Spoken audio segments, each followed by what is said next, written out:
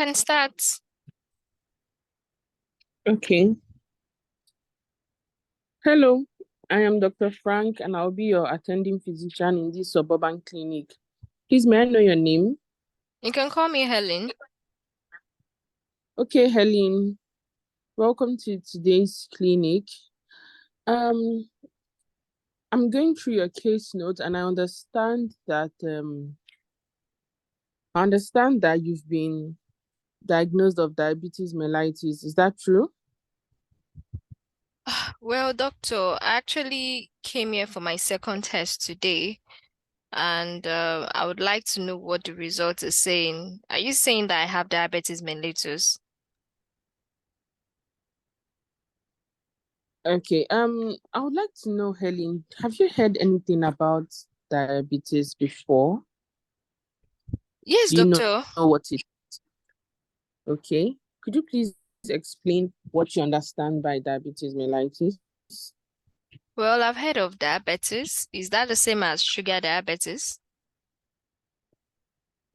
Mm, well, you are not right and you are not wrong either, okay? But you're also still right. But however, diabetes could be caused by different things. It could be hereditary, meaning that maybe your father had it, your mother had it, okay? It could also be your lifestyle. So when you say sugar diabetes, you're also still right. Do you understand? But you can also get diabetes whether you eat sugar or you don't eat sugar. Because aside just eating sugar, there's carbohydrates as well. Okay. There's also carbohydrates, like when we eat a lot of rice, potatoes, spaghetti, those are the things that could also cause it. And then also drinking a lot of alcohol, you know, red wine, surprisingly. Do you understand? Okay. Yes. So do you have any question presently before I go on? So, doctor, what are you trying to say? Are you saying that I have diabetes mellitus? Okay, looking at the test that you did, okay, the recent one that you did previously, it was 7.6. Okay, and these results, they are not like, it's not me that's going to say, okay, you have, but then from what WHO says, okay, there's a standard that when the blood sugar level is greater than 7.7, okay, it means that, okay, this patient is diabetic, right? But when you've done it like two consecutive times, and then we see that your glucose level is raised, all right. Expect and we have the test that we call the fasting, and we have the test that we call the random. The fasting is early in the morning, like this time when you've not eaten, okay? And then we have the random when you've eaten, and then you also take the test, okay? Okay, doctor. So I can't believe that you're telling me I have diabetes. I don't even eat sugar or anything. You just did two tests and you're telling me I have diabetes. How can you be so sure? Well, like I said, it is when your blood glucose is raised, okay? When it's raised on two occasions. But however, we're not going to say that you have presently because today is your second test. Am I correct? Yes. Exactly. So I think we should just relax and then let us have our second test done. Then after we see the result of the second test, then we can now decide that okay, Mrs. Helen, you are diabetic, okay? So I just want you to be relaxed, okay? Well, doctor, I still don't believe that I have this condition. I can't believe all this information. It's really hard for me to believe. I understand. I understand that it could be hard for you to actually believe that okay, I mean, you have this condition, but like I said, I have not exactly ruled that okay, you have it. All right. So I understand your fears, I understand where you're coming from, but I just still want you to just relax that however, this disease is actually treatable. Okay. It could be managed. I know people that have stayed even 80 years and they've had it from when they were 30 something. Okay. Do you by chance know anything about the treatment, how you can control it? Do you have any idea? No, doctor. Okay.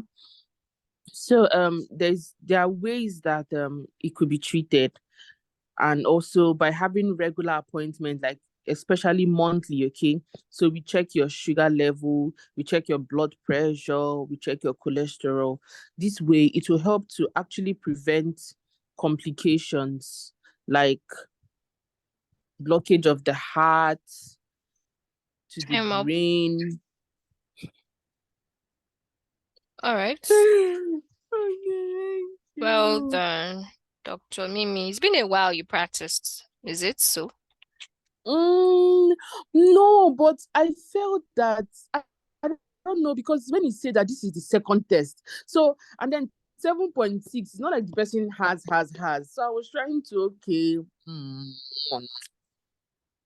Okay, well done. So based on your presentation, I would say you tried, but it definitely can be better because I know that you've done better than this before. So first of all, when you are introducing yourself, when you're saying hello, always try as much as possible to wait for a response from your interlocutor.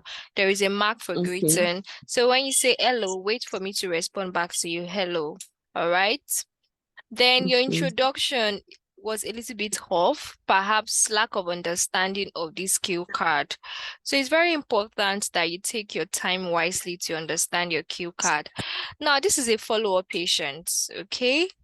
And you're asked to inform this 42-year-old patient, of recent fasting blood glucose test, which is 7.6 millimole per liter, which confirms DM. So try as much as possible not to start judging from your own medical knowledge. So it is already clearly stated that this patient has diabetes mellitus. Do you understand? So don't confuse yourself here. All the information you need has Mm, been given to you.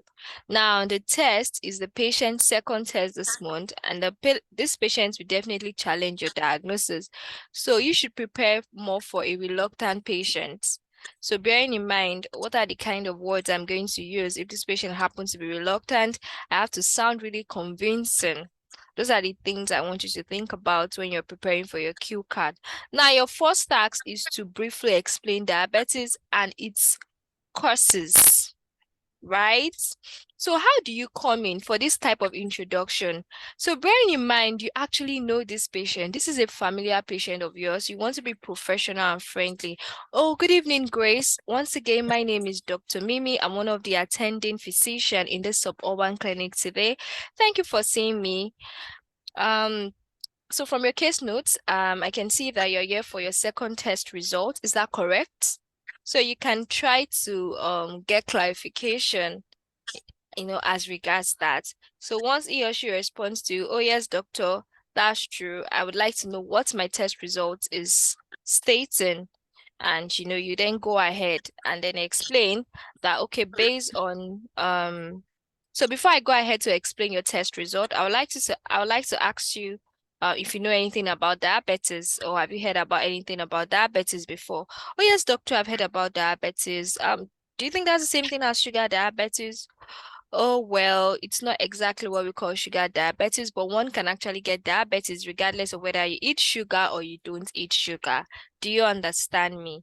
So what I felt like was that in your tax one, you wasted so much time trying to explain what diabetes is, whereas, you just briefly explain it. And I guess, yeah, the time spent on trying to explain what diabetes is has taken a toll on your time that you had to stop at your tax three. I didn't really have so much time to explain your tax four and then your tax five. You should know that time management is also crucial. Of course, you don't necessarily have to finish your tax, but that does not mean that you should waste so much time, dwelling on one tax. One of the trick I would advise is having to spend, I would say give it 30 to 45 seconds on each tax. 30 to 45 seconds on each tax so that you can cover up, all the tax that has been listed, especially when you have a very bulky one. So, cases like this, when you have a follow-up patient, it is good to always clarify. Oh, all right. So you're here for your second test results. This, right? Is that correct? Rather than having to ask the patient, why are you here to see me? Or you just going straight to explain what diabetes is. That might seem a little bit lost. So you can just get clarification to ensure that you're dealing with the right patient, in front of you before you go ahead and explain what diabetes is. Do you understand me, Dr. Mimi? Yes, yes, yes, yes. Thank you. All right. Do you have any questions as regards this skill card? No. All right then.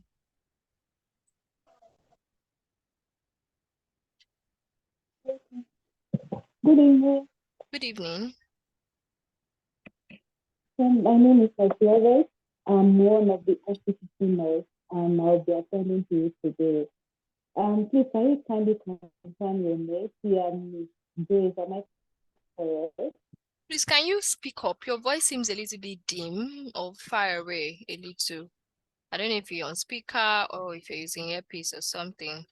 So I'm sort of straining to hear you right now. Oh, I'm, I'm on headphone. Maybe I should put it off.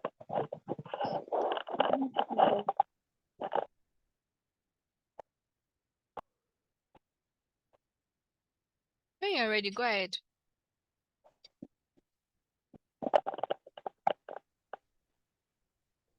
Okay. Hello, are you hearing me now? Yes, this is much better. Go Okay. ahead. Good evening. Good evening.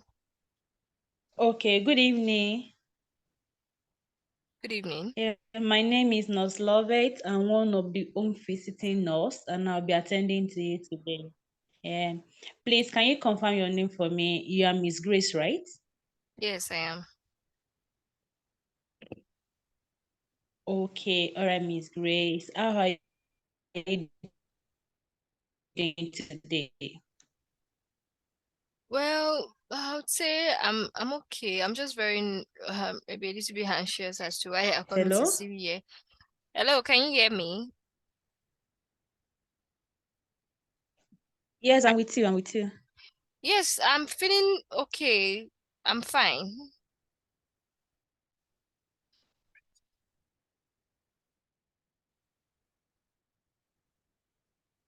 All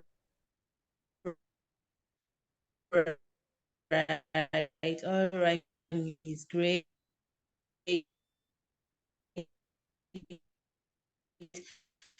Thank, happy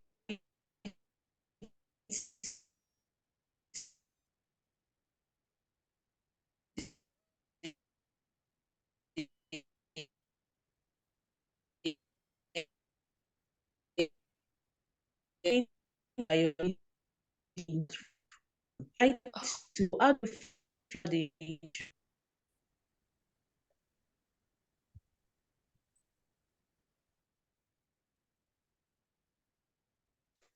Hello, Dr. Grace. Sorry, hello. Yes, I'm with you. My network actually kicked me out. Sorry about that.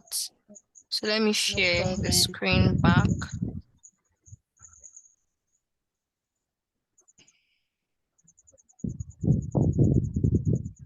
Go ahead. Good evening. Good evening. My name is Nurse Lovett. I'm one of the home visiting nurse, and I'll be attending to you today. Please, can you confirm your name? You are Mrs. Grace, right? Yes, I am. All right. How are you doing today, Grace? I'm okay. Okay. I was sent here by your doctor, and he said I should guide you and show you how to inject yourself with insulin injection. Because your blood sugar is high, so he prescribed some insulin injection for you. But I would like to know, how do you feel about the injection? Well, nurse, I think I've been managing my diabetes really well, and I don't think I need insulin injection. Perhaps you can give me other ways that I can manage this diabetes without having to take insulin injections, please. All right, Grace. I understand your concerns and your concerns are valid. I know how how scary it could be.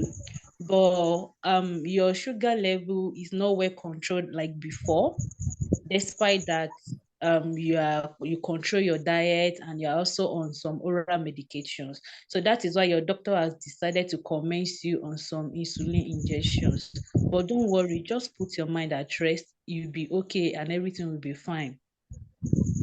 Are we on the same page, Grace? Mm. Yes, All yes, right. nurse. Okay, do you have any concerns for me? Well, for now, none. All right, great. I would like to explain to you the whole process, how you inject yourself. Can I go ahead? Okay. All right. First and foremost, you take your time to look at the dosage you'll be taking. Then make sure you use a clean needle. Use a needle at a time. Then you can administer this injection on your thigh. You can also give yourself on your arm, and also you can raise your tummy up and give it on your belly. So these are the places you can give the injection, and make sure that you use a aseptic method to give yourself the injection. Does it make any sense to you? Ah, well, nurse, I'm really anxious about the way you're explaining this insulin injections. How am I supposed to, will I be able to get this correctly? Yes, Grace. Don't worry. Like I said earlier, just put your mind at rest. You'll be fine. It's something that you can do, and I know you can manage the injections very well. Just follow my guidelines, and you see that everything will be fine. Does this make sense to you? Mm. All right, nurse. All right. Do you have any further concerns? None for now. All right. So Grace, I would like to emphasize more on um your unsafe needle, how to dispose your needle. After injecting yourself, is very important that you get a small container where you'll be putting the needles. And like I said earlier, that you use a needle at a time. Dispose it very well to prevent further injury to you and also to people around you. Have I make everything clear, Grace? Yes. All right. Is there anything you quite don't understand and you want me to clarify for you? No, it's fine. Okay, great. I'm happy that you understand everything, but I will just like to come over again to clarify what I've said so far. Like I said this injection is what you can handle. I know you will do well on it. Just make sure you clean the site with cotton wool and spirit very well. Then make sure you use a needle at a time, and make sure that you dispose the needle very well to prevent further injury to you and also people around you. Don't be anxious and just put your mind at rest. You'll be fine and everything will be okay at the end. Are you okay with that, Grace? Yes, I am. Okay, all right, Grace. Yeah, I came with a leaflet. It contains more information and guidance on how guidelines on how to give insulin injections. So I know it will be of help to you. Would you like to have it? Yes. Time up. All right. Yeah. Jesus. What happened? I was just praying for my network not to kick me out. So I was a little Oh, bit okay. That you did a very good job with these stacks, I must say. It shows that you have been practicing very well. Okay, so just some little comments. So first of all, okay. I think you said something about aseptic method, which you didn't really explain. So aseptic is more of a medical jargon. If I thought you want to mention it, try as much as possible to explain what you mean by aseptic. Do you understand? Okay. Then, So as regards the interlocutor's name, so initially you said Miss Grace, then later you referred the patient as Grace. So you have to really stick to, whether you want to use title or you don't want to use title. So if you're going to start with, oh, good evening, Grace. So maintain that Grace. And if you know you want to use title for the person, maintain that title. That's if she has asked you to call her Miss Okay. Grace. But I think in All general, I right. really love the way you explained this cue card. I would say that you did a good job in terms of your communicative skills and in terms of your information giving, because this is more of an information giving cue card.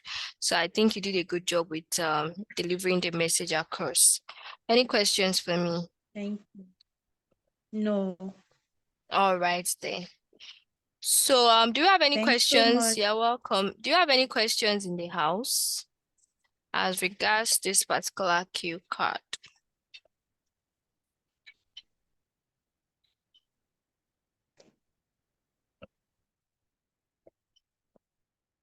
Okay, in the absence of questions, I have just some few minutes left. I will just try to explain what we need to understand or what we need to do in our preparatory time. So on the exam day, you should be aware that your speaking subtest takes about 20 minutes and you have 2 role plays, okay? So the first role play, I hope you can hear me. So the first role play, you're given a time that is allocated to you, which is 3 minutes preparatory time. So what should you do in your 3 minutes preparatory time? The first thing you should do is to what? Go through your cue card thoroughly, ensuring that you understand. Then after understanding your speaking cue card, you should start formulating, start thinking about a good introduction. How do I start this cue card? Is this a familiar patient? Is this a non-familiar patient? How do I go about it?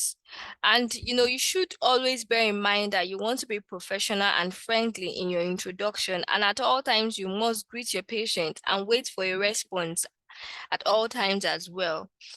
Then in your preparatory time, what should you also note? Now, you should look at the setting. If you look at this particular cue card, this patient, right? And this is a home visit rather. There are some cue card, it could be in an ICU, it could be an emergency setting. So if you're in an ICU, an emergency setting, there should be a sense of urgency to your tone.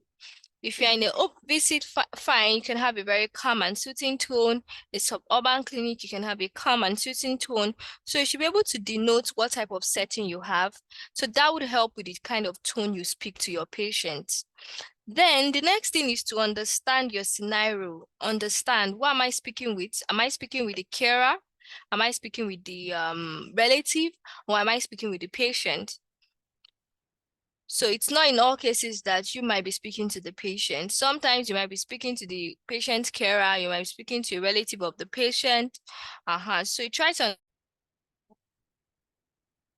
All right, my internet is just misbehaving this night. Sorry about that. Okay, so as I was saying, try to understand the scenario that has been given to you. Try to understand who you are talking to. What is the diagnosis, right? And yeah, so that would also really help you with your presentation. Then read the task and focus on the verbs that has been given. For example, if you look at this task here, asked to find out how this patient feels. So if you're asked to find out, please ensure that you're actually finding out how this patient truly feels.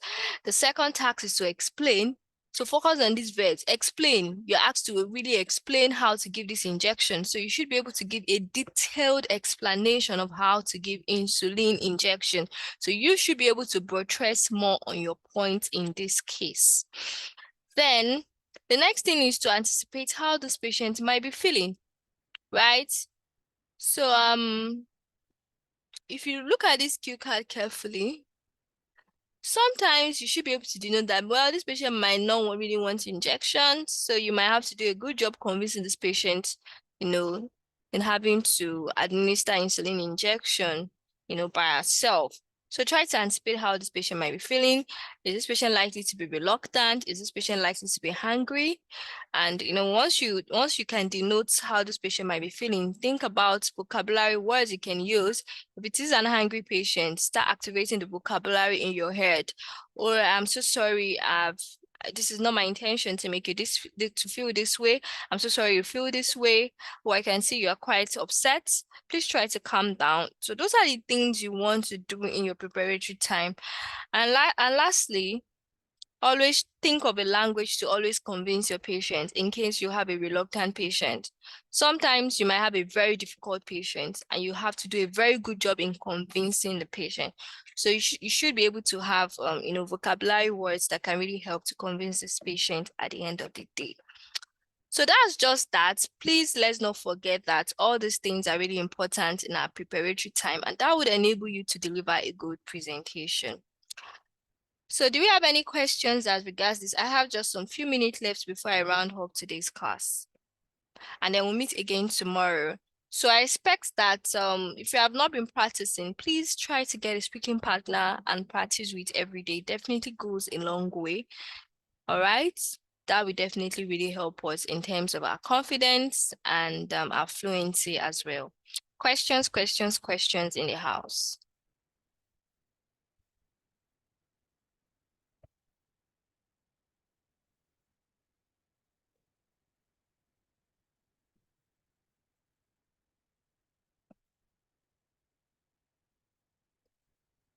All right. I guess we have no questions. We have no questions.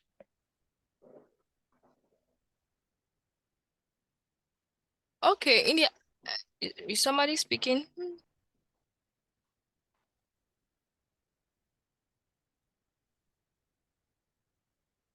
All right, in the absence of no questions, I wish everyone a good night rest. We'll meet again tomorrow by 7 p.m. Bye for now.